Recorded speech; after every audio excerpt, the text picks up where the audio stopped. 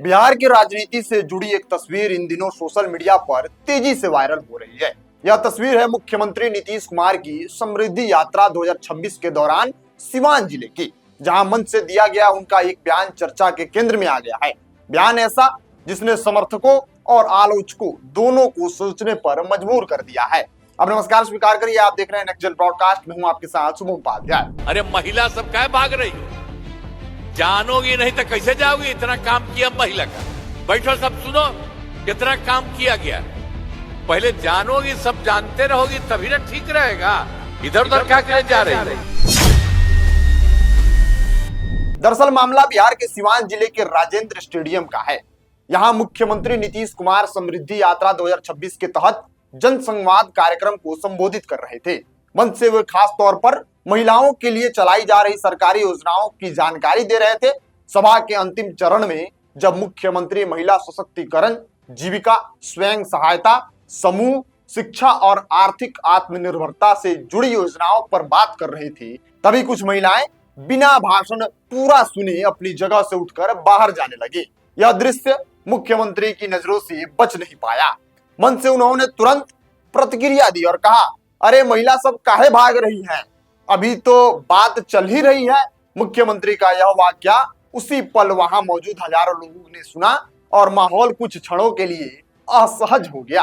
किसी ने इसे नाराजगी माना तो किसी ने इसे अनुशासन से जोड़ कर देखा। महिला सब क्या भाग रही हो?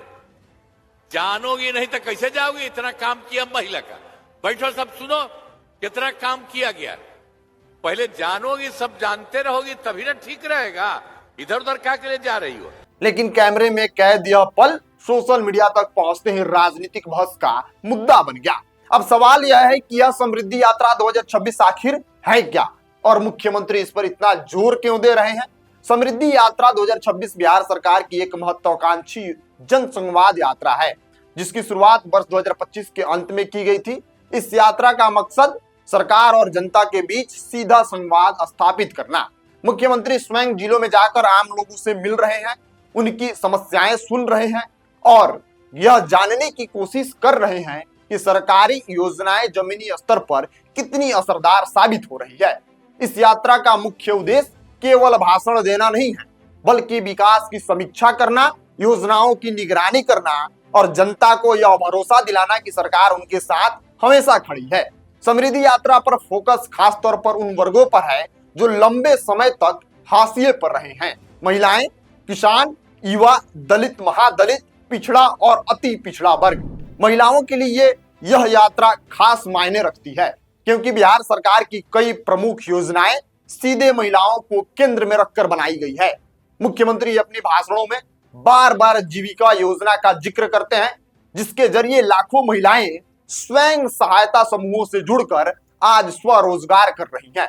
शिक्षा के क्षेत्र में साइकिल योजना, पोशाक योजना, छात्रवृत्ति जैसी योजनाओं ने लड़कियों की स्कूल तक पहुंचना आसान बनाई है।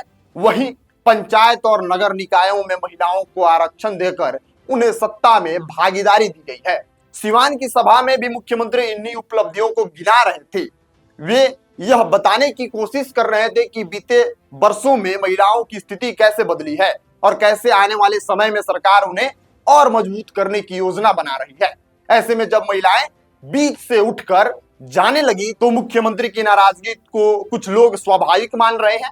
समर्थकों का कहना है कि मुख्यमंत्री महिलाओं के हित में बोल रहे थे और उनका अचानक उठकर जाना उन्हें खल गया। वहीं कुछ लोग इसे कार्यक्रम प्रबंधन की कमी भी बता रहे हैं कि संभव है कि महिलाओं को घर लौटने की जल्दी हो रही हो, बैठने की व्यवस्था, समय या अन्य कारणों से वो बाहर गई हो। राजनीतिक जानकारों का मानना है कि नीतीश कुमार का यह बयान भावनात्मक प्रतिक्रिया थी, ना कि किसी वर्ग के प्रति असम्मान। वे लंबे समय से महिला सशक्तिकरण को अपनी सरकार की सबसे बड़ी उपलब्धि बताते आए हैं और ऐसे में जब उन्हीं महिलाओं का ध्यान भाषण से हटता दिखा तो उन्होंने मंच से तुरंत सवाल कर दिया। यह भी ध्यान देने वाली बात है कि नीतीश कुमार उस दिन पहले मैरवा पहुंचे थे, वहां से सीधे सिवान के राजेंद्र स्टेडियम आए। दिन भर के व्यस्त कार्यक्रम और लगातार सभाओं के बीच यह जनसभा हुई थी।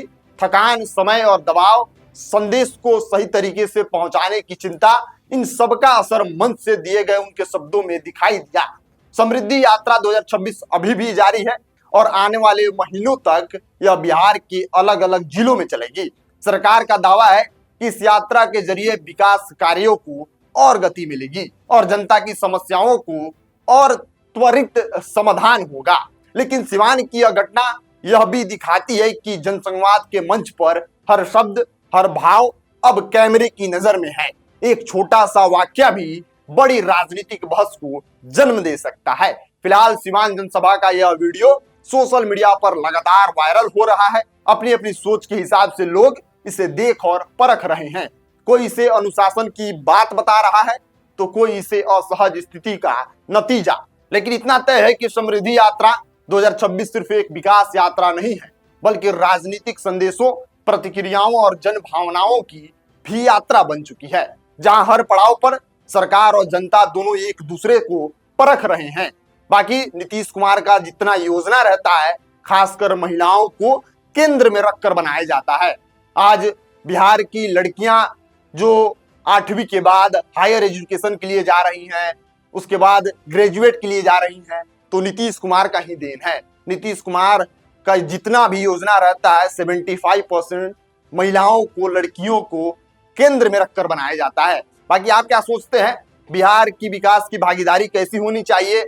क्या विकास की जरूरत है? आप अपनी राय, प्रतिक्रिया कमेंट बॉक्स में लिखिएगा। मिलते हैं अगली वीडियो में, तब तक के लिए आप बने रहिए नेक्स्ट ब्रॉडकास्ट के साथ। मैं शुभम उपाध्याय, बहुत बहुत धन्यवाद आपका।